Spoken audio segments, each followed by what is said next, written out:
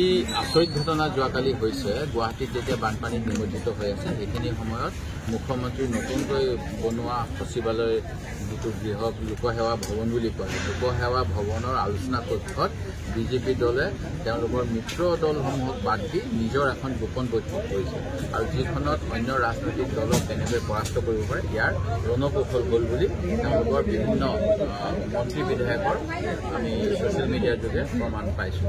এতিয়া সেই মিটিংখন প্ৰকৃততে বিধায়িনী দলৰ সভাসমূহ বিধানসভাৰ বিধায়িনী দলৰ বাবে সংৰক্ষিত কক্ষত হোৱাটোৱেই নিয়ম। যোৱা সময়ছোৱাত আমি সেইটোৱে দেখি আহিছোঁ। কংগ্ৰেছ দলৰ বিধায়িনী বৈঠকো যেতিয়া শাসনত আমি থাকোঁ, আমাৰ বিধায়িনী দলৰ বৈঠক মুখ্যমন্ত্ৰীৰ সচিবালয়ত হোৱা নাছিল। আমাৰ বৈঠক হৈছিল অসম বিধানসভাৰ বিধায়িনী কক্ষত। যোৱাকালি এটা পৰম্পৰা বা নিয়ম ভংগ কৰা যেন অনুমান হয় আৰু সেই গতিকে মই আজি অসমৰ মুখ্য সচিব ডাঙৰীয়ালৈ এখন পত্ৰ প্ৰেৰণ কৰিছোঁ যে যোৱাকালি যিখন বৈঠক বিধায়িনী দলৰ বৈঠক মুখ্যমন্ত্ৰীৰ সচিবালয়ৰ আলোচনা কক্ষত হ'ল, তাৰ বাবে অসম সচিবালয় যি প্ৰশাসন বিভাগ তাৰ পৰা পাৰ্মিশ্যন লৈছিলে নাই এইটো মোৰ প্ৰশ্ন। দ্বিতীয় কথা, ভাৰত চৰকাৰৰ যিবিলাক বিষয়া অসম চৰকাৰৰ যিবিলাক বিষয়া তেখেতসকলে চেণ্ট্ৰেল চিভিল ছাৰ্ভিচ বা Assam state civil service rules and actor দ্বাৰা পৰিচালিত।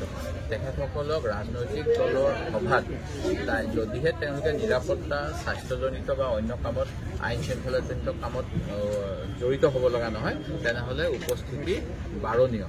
কিন্তু যোৱাকালিৰ সভাখনত মই দেখা পোৱা যেন লাগিছে অসমৰ IAS বা ACS বিষয়াসকলে তাত অংশগ্ৰহণ কৰিছে।